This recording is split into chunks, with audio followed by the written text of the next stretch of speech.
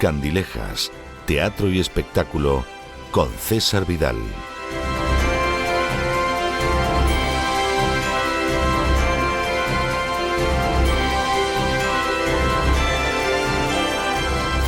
Estamos de vuelta para este momento muy especial en la noche del viernes en nuestro programa que se relaciona con personas muy, muy especiales.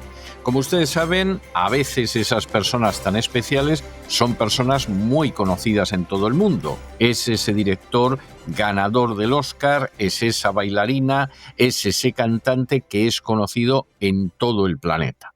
A veces tenemos personas que solo son conocidas en sus respectivos países y nos interesa mucho que la gente conozca a esas personas que proceden de otros países, que tienen un nivel muy alto, pero que por desgracia solo son conocidos en sus naciones. Y a veces incluso tenemos a personas muy especiales que son muy conocidas en alguna región, en alguna ciudad, en alguna parte de un país, pero que también nos interesan que sean muy conocidas en todo el mundo.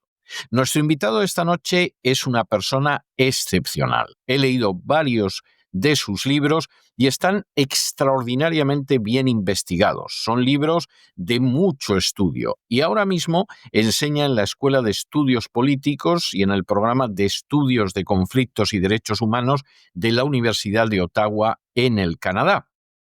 Pero en el pasado ocupó cargos académicos en la Universidad de Harvard, en la Universidad del Estado de Nueva York, en Potsdam, en la Universidad de Toronto y en el Centro Club de la Biblioteca del Congreso. He leído varios libros de nuestro invitado de esta noche y es una persona con un increíble conocimiento, con un conocimiento profundísimo de la historia de Ucrania y también de la Ucrania de hoy. Y su último libro, que lo tengo en mis manos, es La guerra Rusia-Ucrania y sus orígenes desde el Maidán hasta la guerra de Ucrania. Les presento a ustedes a Iván Kachanovsky. Señor Kachanovsky, muy bienvenido a La Voz.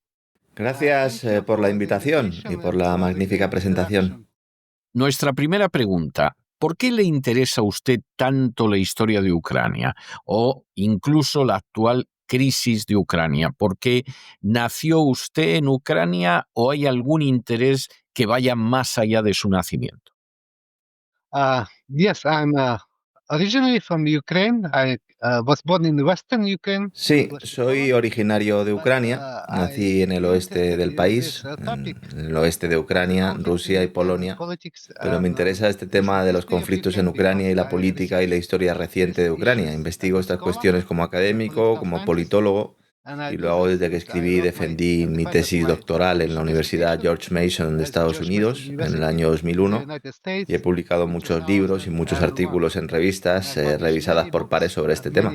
Así que esta es mi principal área de investigación y sigo muy de cerca la actual guerra de Ucrania. Publico libros de libre acceso que cualquiera puede leer, descargar y traducir en cualquier idioma y ya hay profesores españoles interesados en traducir mi libro al español, así que este es, creo, uno de los temas principales de mi investigación y esto también es muy importante porque el conflicto en Ucrania y la guerra en Ucrania tiene implicaciones significativas no solo para el futuro de Ucrania, sino también para muchos otros países, incluidos los países de fuera de Ucrania, incluida España y otros países europeos, incluso en países de América Latina y Asia, y así sucesivamente.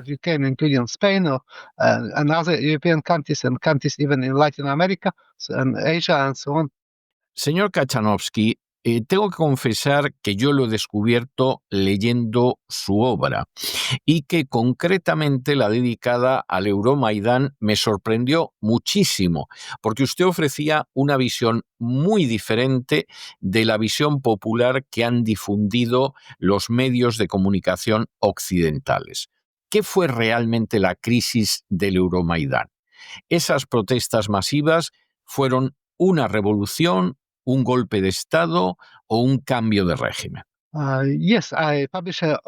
Sí, publiqué un libro sobre este tema titulado Maidan Massacre in Ukraine, The Mass Killing, Which Changed the World, y en mi libro presento varias pruebas. En mi reciente libro también presento pruebas de que este Maidán no fue solo una protesta masiva, como fue presentado por los medios de comunicación, de acuerdo con la narrativa mediática dominante, sino que esto fue también un golpe de Estado. Y también fue un cambio de régimen liderado por Estados Unidos. Lo hago basándome en diversas pruebas, en particular sobre la masacre de la policía y los activistas de Maidán en febrero del año 2014, y la evidencia es clara de que esta masacre no fue llevada a cabo por las fuerzas del gobierno de Yanukovych, sino que fue ejecutada por elementos de la oposición del Maidán, incluyendo la extrema derecha, así como neonazis y nacionalistas radicales que dispararon tanto a la policía como a los propios activistas de Maidán para culpar falsamente a las fuerzas de Yanukovych y así poder tomar el poder en Ucrania. Tuvieron éxito en esta masacre de falsa bandera y tuvo implicaciones muy significativas para Ucrania y para el futuro del país, porque esta masacre llevó al derrocamiento del gobierno del propio Yanukovych, que tuvo que huir de Ucrania. Y bueno, sobre todo también tuvo que huir debido a los intentos de asesinato. También había pruebas de que el gobierno de Estados Unidos apoyaba de facto este derrocamiento del gobierno, e incluso el expresidente Barack Obama admitió, tras esta masacre de Maidán, que Estados Unidos ayudó a la transición de poder en Ucrania, antes incluso de que Yanukovych huyera del país. Yo creo que esto es muy claro, basado en mi investigación, que se trata de que este asesinato en masa condujo al derrocamiento del gobierno, que fue a su vez falsamente culpado, responsabilizado por esta masacre, incluso sobre la base de testimonios de personas en el Maidán, testimonios de la mayoría de los activistas heridos que declararon haber recibido disparos desde lugares que estaban controlados por la propia oposición, el Maidán, no por las fuerzas gubernamentales, y esto fue incluso admitido en la sentencia del juicio ucraniano. Y además esta masacre escaló a la anexión rusa de Crimea, a la guerra civil y a las intervenciones rusas en Donbass, y finalmente también condujo a la invasión rusa de Ucrania y a la guerra entre Rusia y Ucrania. Esto es una especie de escalada. Y este fue el detonante de este conflicto entre Rusia y Ucrania, y también entre Rusia y Occidente, así como dentro de la propia Ucrania, entre las regiones rusas como Donbass, Crimea y otras regiones también de la zona. La mayoría de los habitantes de Crimea y Donbass querían separarse de Ucrania tras la masacre de Maidán.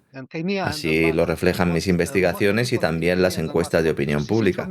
Por eso es muy importante comprender lo que ocurrió en Ucrania en aquel año 2014 para entender la guerra actual y cómo fue posible o hubiera sido posible evitar y prevenir esta guerra, y cómo sería también factible poder resolver este conflicto en Ucrania.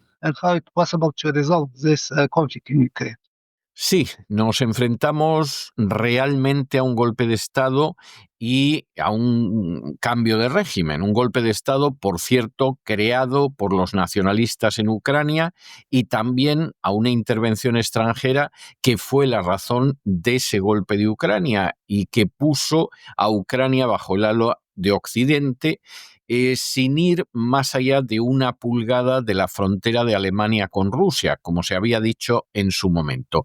¿Cuál fue, a su juicio, exactamente la razón de ese golpe de Estado en Ucrania? Sí, la razón fue geopolítica. La razón era convertir de nuevo a Ucrania en un estado antirruso y utilizarlo de nuevo contra Rusia. Y además, pues dar un golpe de facto para convertir a Ucrania en un estado cliente de los Estados Unidos. Y esto es lo que ocurrió después del Maidán. Ucrania se convirtió así en un estado cliente, fue empleado como proxy en una guerra también por poderes entre Rusia y Ucrania Occidental, con el fin de debilitar a Rusia. Y todo esto pues se basa en una variedad de pruebas que cito en mi libro y que, bueno, pues incluye testimonios como el del propio ex primer ministro de Reino Unido, Boris Johnson, que admitió que esta guerra de poder, y también declaraciones en el mismo sentido, admitiéndolo el jefe del Pentágono en la administración Biden, que dijo que el objetivo de Estados Unidos era debilitar a Rusia. Después de que Estados Unidos y Reino Unido bloquearan un acuerdo de paz que estaba muy cerca de firmarse y concretarse entre Rusia y Ucrania para poner fin a esta guerra en Estambul en la primavera del año 2022. Después del golpe de Estado en el Maidán hay una situación muy importante, que es la anexión rusa de Crimea. Para Occidente, la historia oficial es que fue una anexión totalmente injustificada por parte de Rusia, que esto fue una especie de manifestación del imperialismo ruso, que esto fue un plan que venía de lejos para quedarse, para apoderarse de Crimea. Pero en realidad lo que ha sucedido después del Euromaidán, después de eso, ¿qué es lo que mueve realmente a Rusia a entrar en Crimea? ¿Por qué hay una oposición real de los habitantes de Crimea a entrar en Rusia o, por el contrario, se sentían identificados con Rusia? Yes, this is also based on my research and Sí, surveys which I esto examined, también se basa en mi investigación y en las encuestas que he examinado. and also in Y analizando estas encuestas, sobre todo en la década de 1990, y también antes y después justo de la anexión rusa de Crimea. Y todas estas encuestas, estos sondeos muestran que había un apoyo mayoritario a unirse a Rusia o separarse de Ucrania en Crimea en la década de 1990, y especialmente después de la masacre de Maidán en Ucrania, después de que se derribara el gobierno de Yanukovych, y también incluso después de esa anexión de Crimea por parte de Rusia. Y estos sondeos de opinión no solo los realizan empresas ucranianas de opinión pública, sino también compañías occidentales que, bueno, sacan estas mismas conclusiones. Una vez más, es muy importante comprender esto. Aún así, fue una anexión ilegal según el derecho internacional, pero Rusia utilizó el precedente del reconocimiento de Kosovo por parte de Estados Unidos y de otros estados occidentales, como precisamente el Estado independiente de Serbia, y así es como Rusia pues, ha justificado esta anexión. La población de Crimea era diferente de la población de Ucrania, porque estaba poblada en su mayoría por rusos étnicos. Todas las demás regiones de Ucrania, con excepción parcial del Donbass, en la que había prioridad de rusos étnicos, pues tenían mayoría de población étnicamente ucraniana, incluso regiones de habla rusa en el este y el sur de Ucrania. Pero en Crimea, esta Crimea era una región dominada por rusos étnicos. Y su historia es diferente a la de Ucrania, porque Crimea fue entregada a Ucrania por el entonces jefe del Partido Comunista de la Unión Soviética, Nikita Khrushchev, en 1954, y fue entregada a Ucrania por la Federación Rusa bajo la Unión Soviética, y por esta razón la gente de Ucrania y la gente de Crimea tienen a menudo puntos de vista muy diferentes. Again, this was given from the Russian Federation and the Soviet Union to Ukraine, and for this reason, the people in Ukraine, again, and people in Crimea have often very different views, and this is a conflict. Y se trata de un conflicto que se convirtió en un conflicto abierto tras ese derrocamiento violento del gobierno con el apoyo de los países occidentales. Y además era previsible. Y además, de nuevo, era evitable. Yo escribí precisamente sobre esto en los años 90. A ello dediqué mi tesis doctoral que publiqué y también trabajos posteriores, informes posteriores, pero todavía se niega a la gente de Crimea y sus puntos de vista, y esa narrativa es contraria a la evidencia. Y es por eso que es importante entender este conflicto, lo que sucedió en Crimea y cómo Rusia se vio provocada también por esa masacre del Maidán y el gobierno de Barack Obama, entonces presidente de Estados Unidos, como he mencionado también, y él mismo admitió en una entrevista a la CNN, afirmando que Rusia reaccionó al derrocamiento de Yanukovych por la anexión de Crimea. Sí que esto fue una reacción de Rusia. No hay pruebas de que esto se planteara antes de la masacre de Maidán. Sucedió de repente, y es muy claro que esta anexión por parte de Rusia comenzó con el apoyo mayoritario de la población local en Crimea, después de ese derrocamiento del gobierno de Yanukovych, después de la masacre de Maidán, que, insisto, fueron apoyados por Occidente. Así que esto es, creo, pues la razón de lo que ha ocurrido, basado en mi investigación y basado también en la evidencia. La guerra en Ucrania comenzó en 2014, una especie de guerra civil. Yes, and this war took place in Donbass, another region which was. Sí, y esta guerra tuvo lugar precisamente en el Donbass, otra región que era prorrusa, pero no solo prorrusa. La mayoría de los habitantes del Donbass apoyaban diversas formas de separatismo. La opción era unirse a Rusia o independizarse de Ucrania, una autonomía dentro de Ucrania. También se planteaba dentro de un Estado federal, algo que fue rechazado por el gobierno central de Kiev tras la masacre de Maidán y después de la salida del derrocamiento de Yanukovych. A esto se refiere un poco mi trabajo, ¿no?, que ya he mencionado. Realicé una encuesta para mi investigación académica que fue realizada precisamente por el Instituto Ucraniano de Kiev, Instituto Internacional de Sociología, en todas las regiones de Ucrania, incluyendo el Donbass. Y esta guerra está clasificada en mis archivos, en mis estudios y también en los de la mayoría de los eruditos occidentales como una guerra civil con intervención militar rusa. Así que Rusia apoyó a los separatistas de Donbass, que eran prorrusos después de que comenzara la guerra,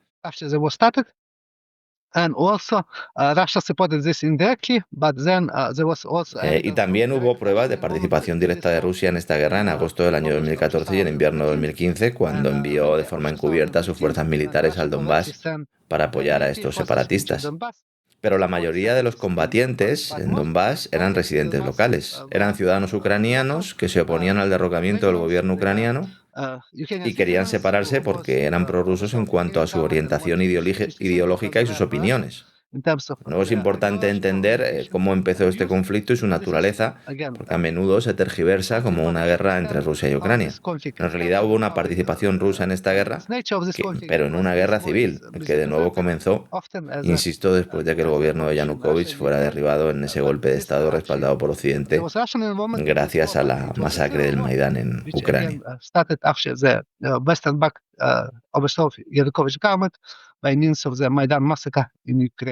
Hay un aspecto que resulta realmente incómodo para Occidente y es la manera en que los nacionalistas ucranianos han subrayado el papel de personajes como Bandera y otros nacionalistas ucranianos durante la Segunda Guerra Mundial. Los han convertido en héroes nacionales. Y hay una acusación que procede de Rusia en el sentido de que se permite a los nacionalistas ucranianos el estar muy influidos por una especie de neonazismo del movimiento de extrema derecha. ¿Cuál es el papel real de la extrema derecha en áreas como el Maidán, como las matanzas de Odessa, como la guerra del Donbass? ¿Hubo realmente un papel importante de la extrema derecha en Ucrania o esto es algún tipo de leyenda?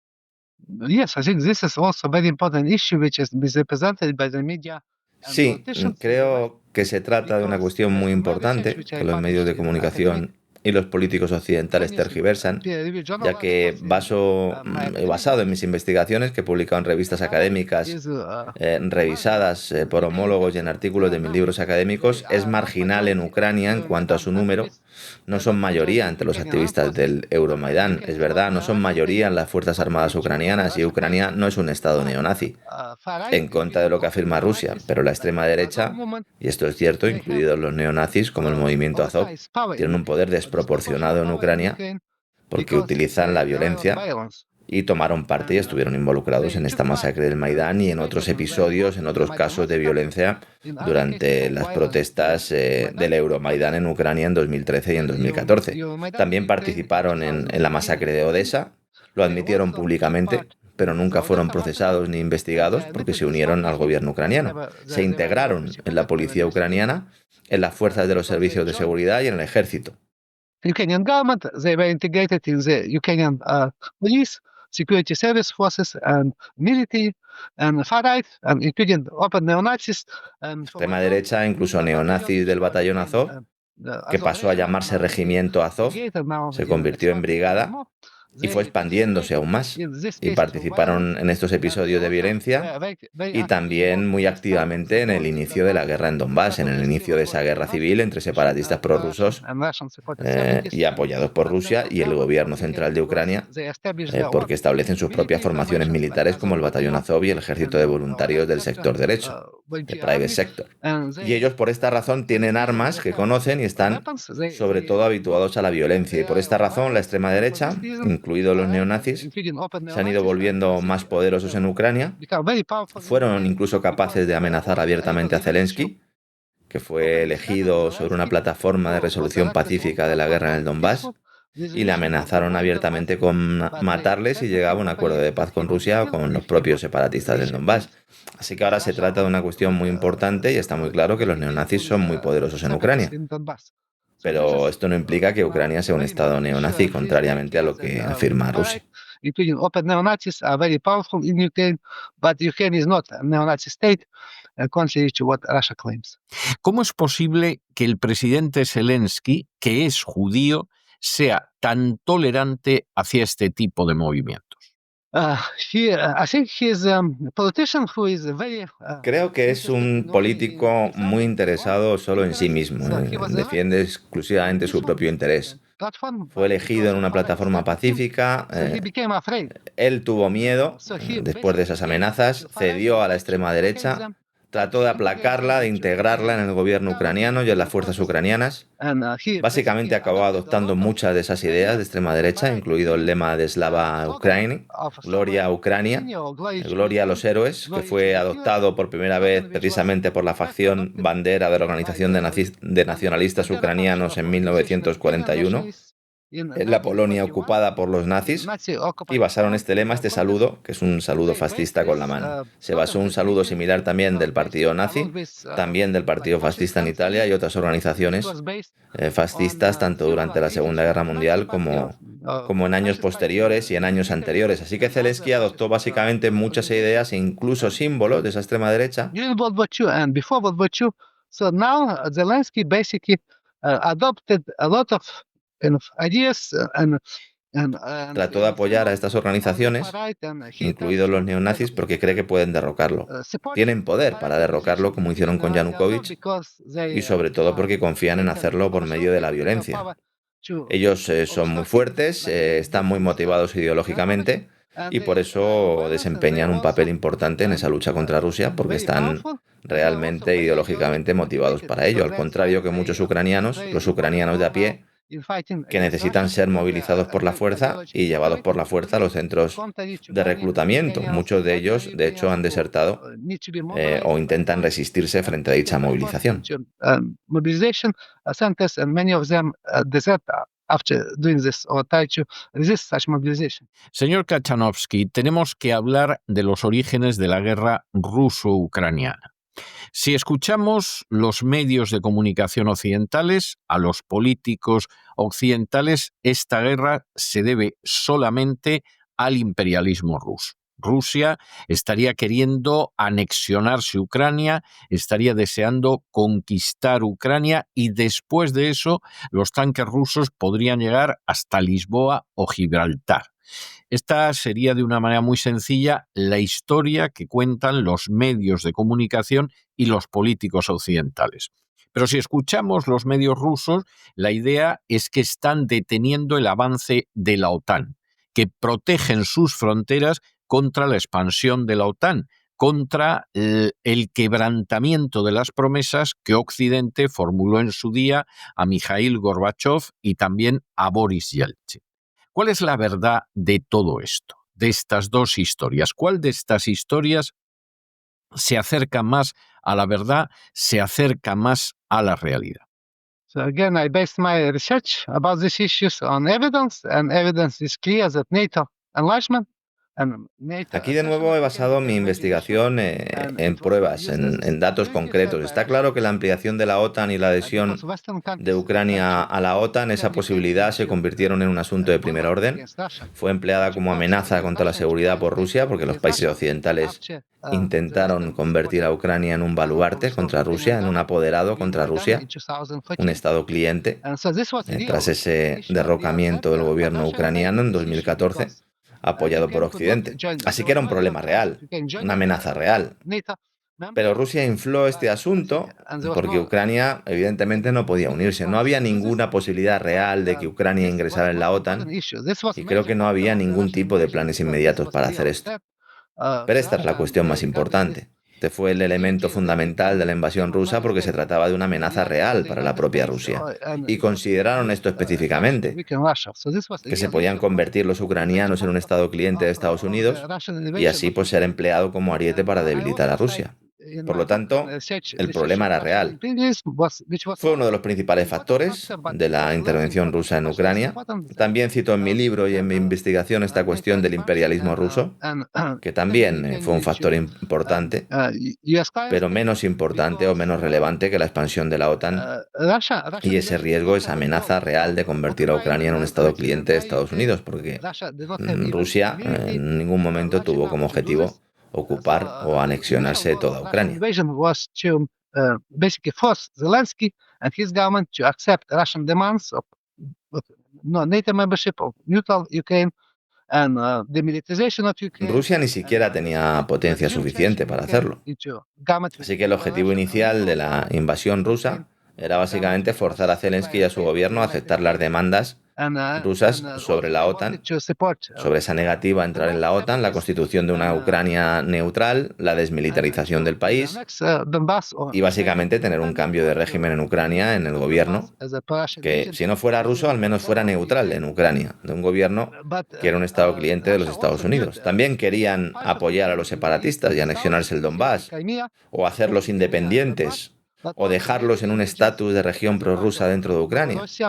Pero Rusia también consideraba partes de Ucrania en el este y en el sur, concretamente Crimea, y otras regiones vecinas, como parte de Novorossiya o Nueva Rusia, y las consideraban históricamente rusas. Así que esta fue otra cuestión de por qué Rusia se anexionó esta región.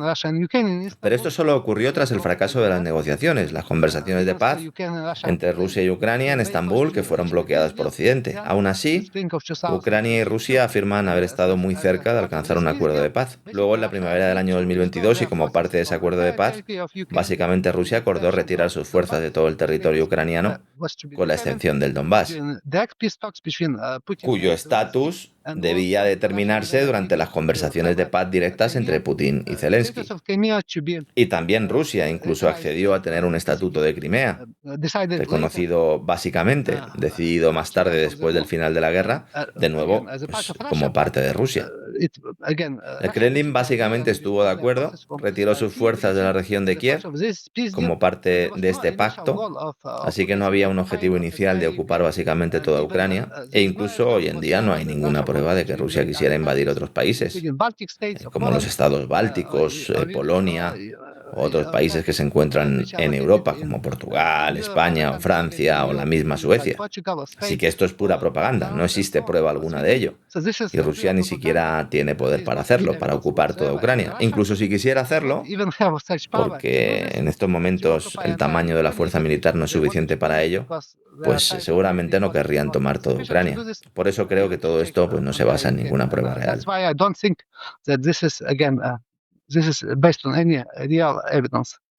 Señor Kachanovsky, en este momento ya sabemos que en el año 2022 fue posible llegar a la paz en la guerra entre Rusia y Ucrania. Había un acuerdo, había un trato que se había llevado a cabo en Estambul.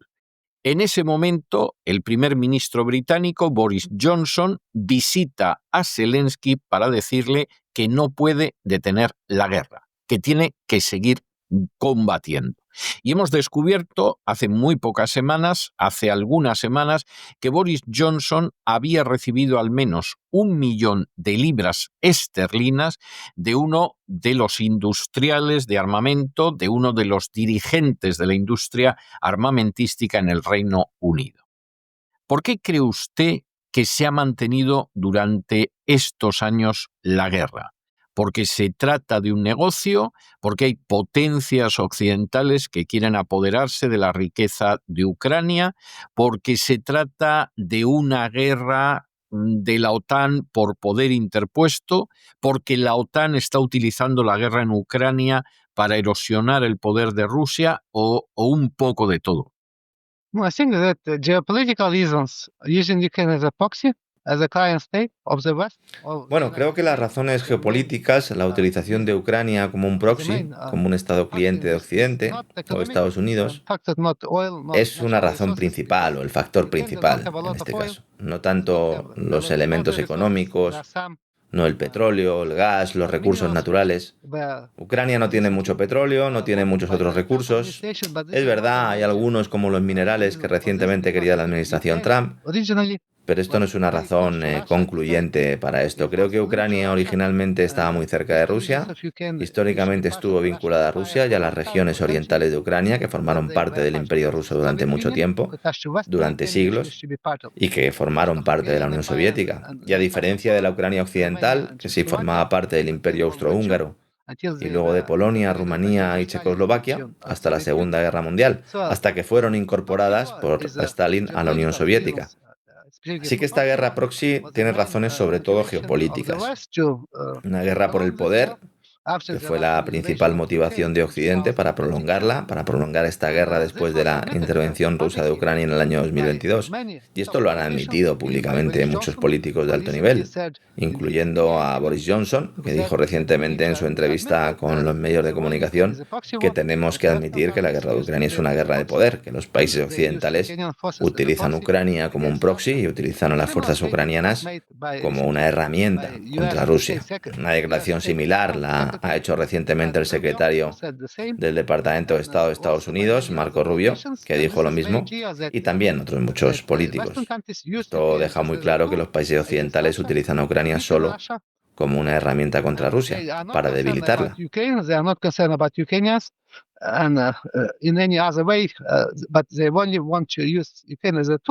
Y no les preocupa Ucrania, no les preocupan los ucranianos ni cosa parecida, sino que solo quieren utilizar a Ucrania como una herramienta. Pero el destino de Ucrania, el destino de los ucranianos, no les importa, y las consecuencias negativas de esto, de nuevo, pues no se tienen que ver con ellos porque no pueden tener ninguna posibilidad real. Y estaba muy claro desde el principio que Ucrania no sería capaz de derrotar a Rusia. Por esta razón, en mi libro, en mis entrevistas, he mencionado en mis publicaciones, en las redes sociales, que la mejor opción siempre fue un acuerdo de paz. La mejor opción para evitar esta guerra, para poner fin a esta guerra, es un acuerdo de paz. Esto habría salvado muchas vidas de ucranianos, habría hecho de Ucrania un nuevo país que no estaría devastado por la guerra, que sería un país pacífico, le habría permitido minimizar sus consecuencias negativas de esta guerra si se llegara a tal acuerdo de paz. Y según mis investigaciones y según muchas pruebas que cito en mi libro de acceso abierto recientemente publicado sobre la guerra ruso-ucraniana en sus orígenes, pues existió siempre esa posibilidad real de llegar al acuerdo de paz en Estambul en marzo y en abril del año 2022, apenas un par de meses después de la invasión rusa de Ucrania. Sin embargo, según diversas fuentes, incluido pues la admisión del propio jefe de la delegación ucraniana en estas conversaciones de paz y otros 2 miembros de la delegación que estuvo en Estambul, y así como el primer ministro israelí, el antiguo primer ministro israelí, Naftali Bennett, pues evidentemente no se pudieron cerrar estas negociaciones con éxito por la influencia de Occidente.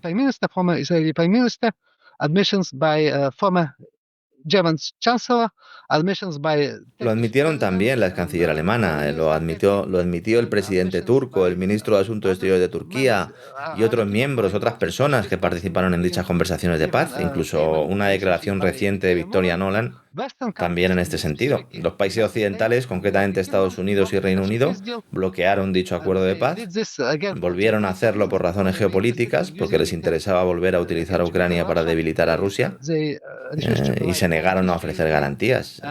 Y esto fue declarado en los medios de comunicación ucranianos, que después de que Boris Johnson visitara Ucrania y se reuniera con Zelensky, le dijo a Zelensky que Occidente no proporcionaría garantías a Ucrania, y le dijo que si necesitaba estas garantías para luchar contra Rusia, pues que tenía que luchar contra Rusia, y esto es lo que sucedió. Así que Zelensky básicamente siguió la política occidental, convirtió a Ucrania de nuevo en un proxy y está librando la guerra con Rusia como un proxy de Occidente, sin ninguna posibilidad real de derrotar a Rusia y ganar esta guerra. Así que esto significa que cuanto más dure la guerra, pues la mortalidad ucraniana será mayor, Ucrania perderá más gente, más ucranianos morirán, la mayoría militares, pero también civiles, y también cada vez pues, se hará más daño a la economía.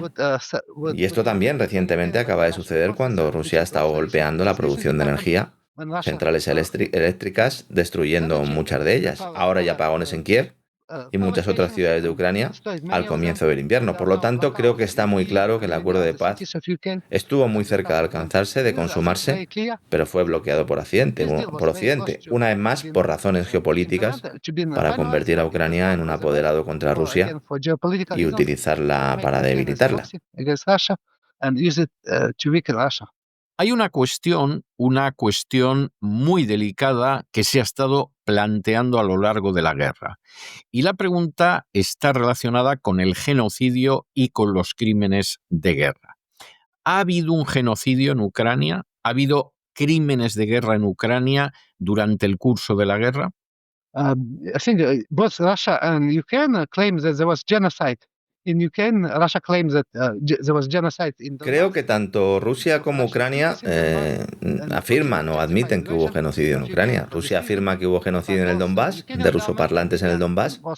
Putin justificó la invasión de Ucrania por esta razón, pero también el gobierno y los medios de comunicación ucranianos, y también muchos gobiernos y medios de comunicación occidentales, sostienen que hubo un genocidio llevado a cabo por Rusia durante esta guerra en Ucrania contra los ucranianos étnicos.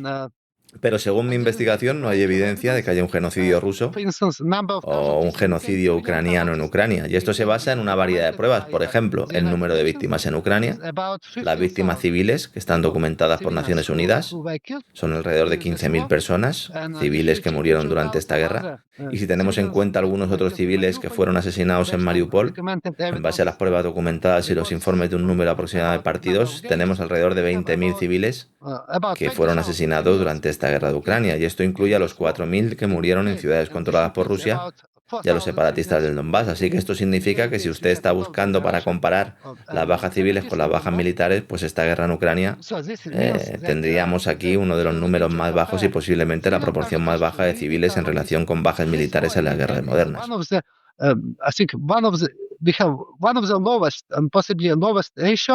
Of civilians to military casualties in modern wars. And this is quite significant if you compare this to many other conflicts like a war in Gaza, for instance. Y esto es bastante significativo si se compara con muchos otros conflictos como la guerra en Gaza, por ejemplo, la guerra en Siria, la guerra en Bosnia, la de Chechenia, la guerra de Irak, muchos otros conflictos bélicos. Las guerras modernas tienen una proporción mucho mayor de víctimas civiles que de militares, y en muchos conflictos civiles murieron más civiles que militares. Pero en el caso de Ucrania es el patrón opuesto, y por esta razón no hay pruebas de ningún genocidio en Ucrania. Sin embargo, sí existen pruebas de crímenes de guerra cometidos por diferentes fuerzas, concretamente mediante ataques indiscriminados y bombardeos con misiles y armas, con artillería, que no son armas precisas en territorios y zonas, áreas en las que viven civiles, en ciudades, y zonas que también se emplean por fuerzas militares. Y no olvidemos las ejecuciones de prisioneros de guerra. Todo esto se ha llevado a cabo en diferentes lugares, en diferentes áreas, y existe clara evidencia de tales crímenes de guerra.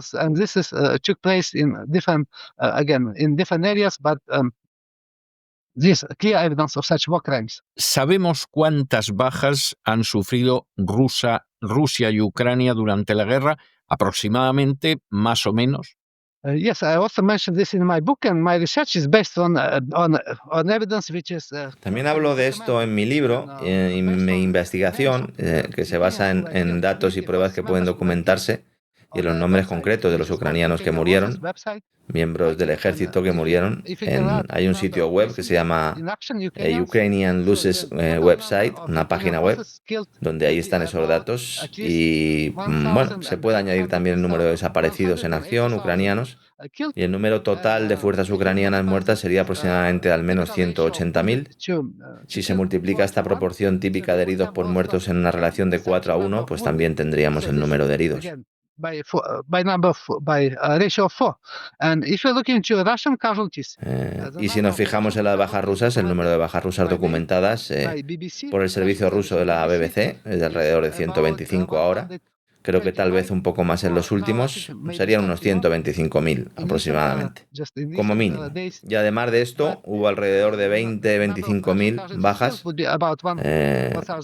de miembros de fuerzas militares de las separatistas del Donbass, que básicamente son ucranianos que luchan del lado de Rusia, del lado de los separatistas del Donbass en esta guerra entre Rusia y Ucrania. Así que el número total de bajas rusas y separatistas estaría al menos 150.000. Y el número total de bajas ucranianas estaría alrededor de 180.000. El número de heridos y lesionados de cada bando, insisto, se puede multiplicar por 4 para llegar a un cálculo aproximado.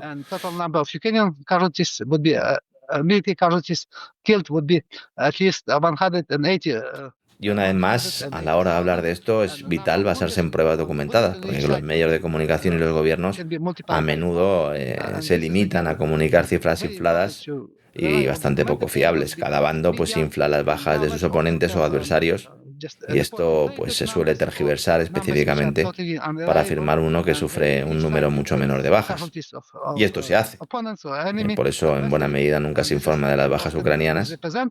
Y de esa manera, pues se intenta prolongar esta guerra y pretender que Ucrania sería capaz de derrotar a Rusia o de detener el avance ruso, lo cual, una vez más, pues no es muy probable, al menos según mis investigaciones.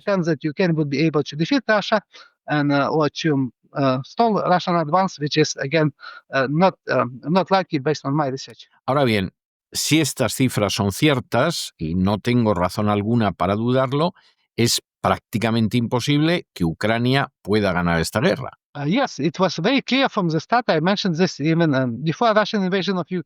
Sí, estaba muy claro desde el principio, ya lo mencioné antes de la invasión rusa de Ucrania, incluso cuando dije que existía una posibilidad real de guerra entre Rusia y Ucrania. Y también posteriormente a esa invasión rusa de Ucrania, hay básicamente cerca de 0 posibilidades de que Ucrania pueda ser capaz de derrotar a Rusia. La razón de esto es que Rusia tiene un mayor tamaño militar, una mayor fuerza armada, puede movilizar un ejército mucho mayor que el de Ucrania, tiene un armamento mayor, mejores y mayores arsenales, armas más avanzadas, como por ejemplo los misiles, que Ucrania no tiene.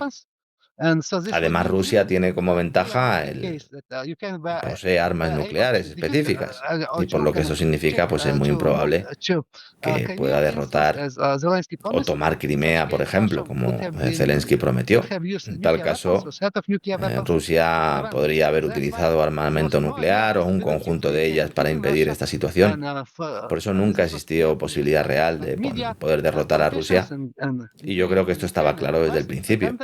Pero los medios de comunicación, los políticos, incluidos los ucranianos y los occidentales, pretendían, y todavía muchos de ellos pretenden, señalar o vendernos la idea de que Ucrania está ganando la guerra, o de que Ucrania incluso sería capaz de llegar a un punto muerto con Rusia, de contener básicamente a Rusia, algo que va contra la evidencia, a pesar sobre todo de las mayores bajas de las fuerzas ucranianas en comparación con las fuerzas rusas y del mayor tamaño del ejército ruso y del potencial militar ruso. Existe una posibilidad muy significativa de que no se pueda, que no sea capaz de continuar esta guerra por mucho tiempo. El frente puede colapsarse si no existe apoyo occidental. De hecho, sin el apoyo de Occidente podría haber sido derrotada mucho antes, en los primeros meses de esta guerra.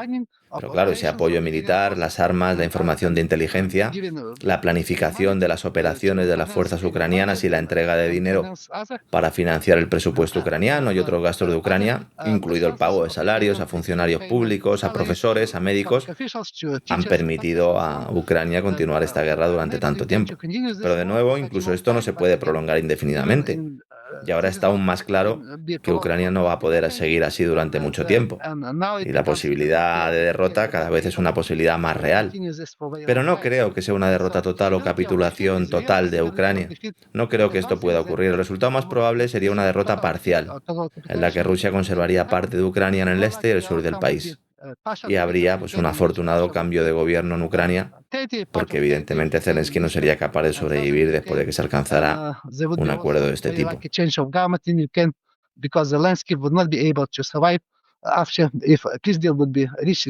Estoy totalmente de acuerdo con usted sobre la cuestión de la imposibilidad, la total imposibilidad de que Ucrania gane esta guerra.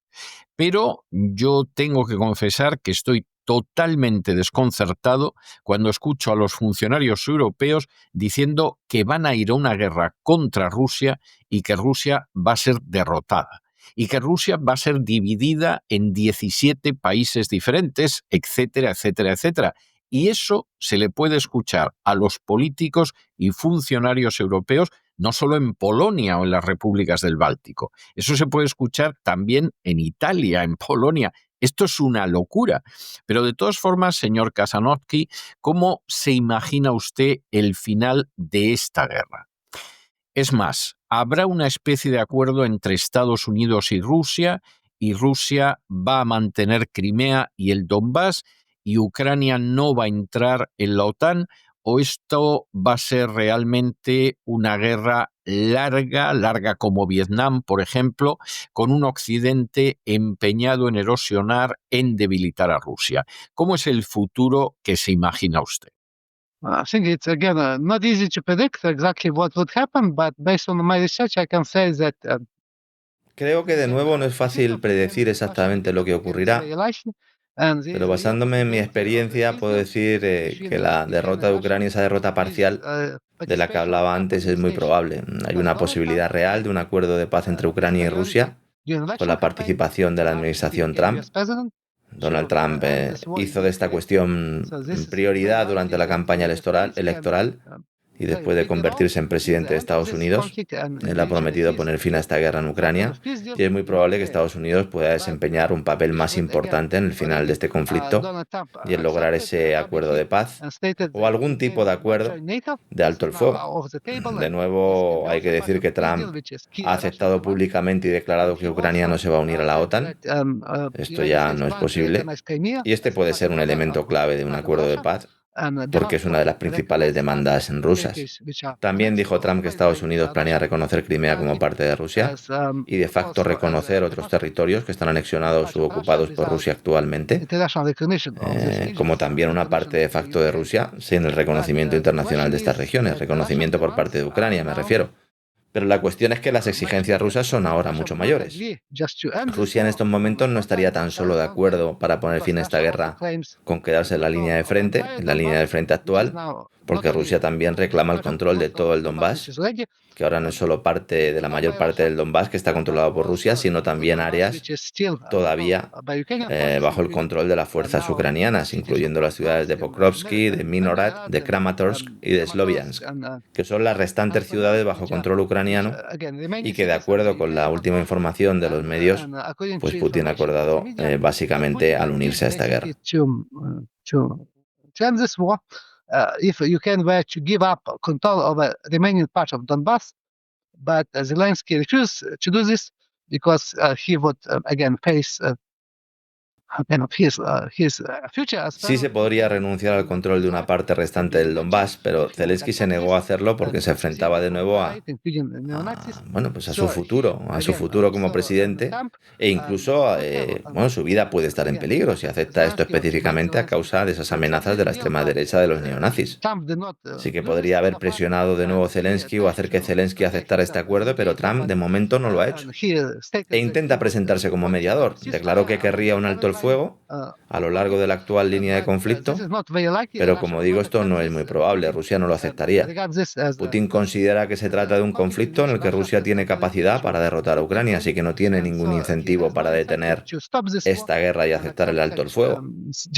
Por lo tanto, Rusia quiere un acuerdo de paz, pero en los términos que he mencionado, y es muy probable que Rusia sea capaz de lograr este acuerdo en Occidente con la participación de Estados Unidos y que Ucrania se convierta en un país neutral de nuevo, con Rusia tomando el control sobre una parte significativa del este y del sur y definitivamente con Crimea, que permanecería en Rusia, aunque ello podría no ser reconocido por el gobierno ucraniano y muchos otros paíes, y también, por supuesto, el Donbass, casi todo el Donbass, o al menos la mayor parte. Entire Donbass or most of Donbass, with just some exceptions, with minor territory of Donbass, with the exception of minor territory of Donbass, would become a part of Russia. Y solo algunas excepciones, con la excepción del Donbass, se convertiría en una parte de Rusia, sería anexionada por Rusia y esto también incluiría la anexión de otras partes de Ucrania, partes de Gerson, de Zaporilla, y existe la posibilidad de que Rusia pueda incluso tomar más territorios si la guerra continúa. Y esto podría incluir regiones en las que se encuentran ahora las fuerzas rusas, por ejemplo en Dnipropetrovsk y también en la región de Kharkov. Sí que es una posibilidad real que Rusia pueda anexionarse aún más territorio, pero no toda Ucrania. Y por eso Rusia nunca ha tenido esa intención de se anexionar a toda Ucrania, porque fundamentalmente Ucrania Occidental es muy anti-Rusia. Por lo tanto, el centro de Ucrania tampoco apoya la anexión rusa. Entonces el Donbass, ese es el resultado más probable en los términos descritos, pero también existe la posibilidad de que la guerra continúe, quizás no en su forma actual, sino como una especie de guerrilla, después de que se vuelva a violar algún tipo de acuerdo de paz.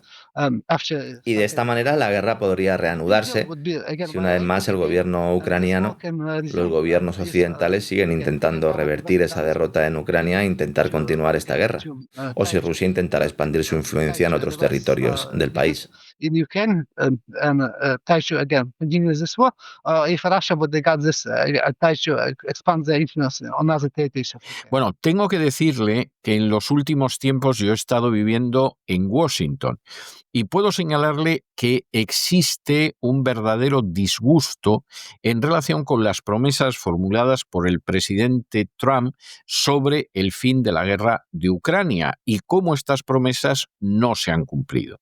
Y esto ha tenido consecuencias, por ejemplo, en las elecciones de hace varios días, porque una buena parte del movimiento MAGA, que apoya al presidente Trump, está resentido con la situación en Ucrania. Está resentido con el dinero que está costando a los ciudadanos americanos y cómo esta promesa no se ha cumplido.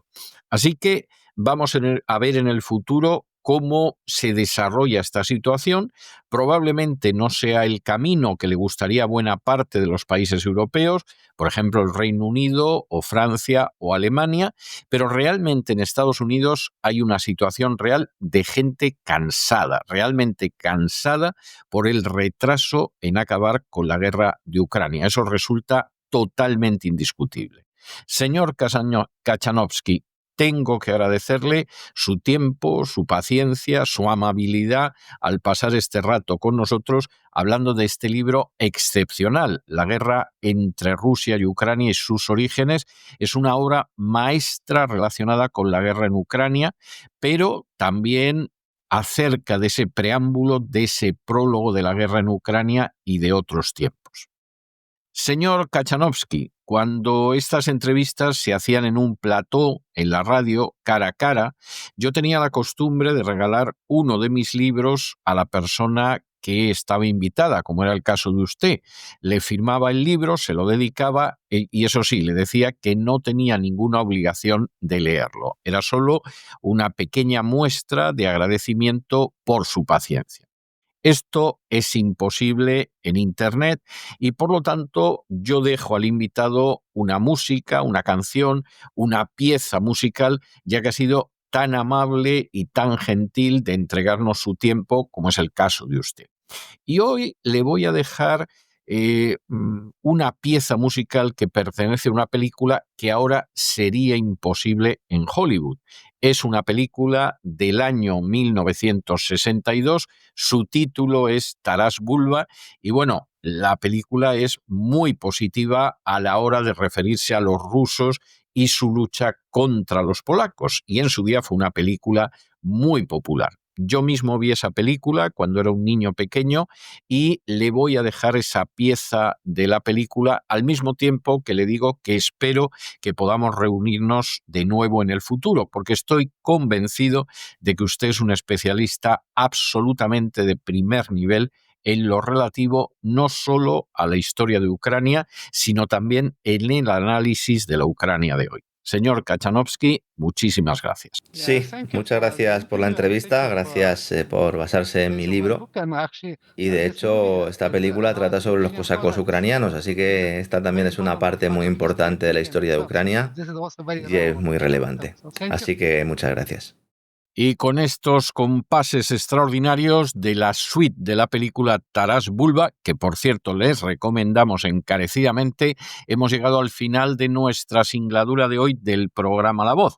Esperamos que se hayan entretenido, que lo hayan pasado bien, que incluso hayan aprendido una o dos cosillas útiles. Y los emplazamos para el lunes de la semana que viene en el mismo lugar y a la misma hora. Y como siempre, nos despedimos con una despedida sureña. God bless you. Que Dios los bendiga. El programa La Voz es una producción de Artorius Incorporated y al amparo del derecho a la libertad de expresión. No se hace responsable de las opiniones vertidas en el curso del mismo.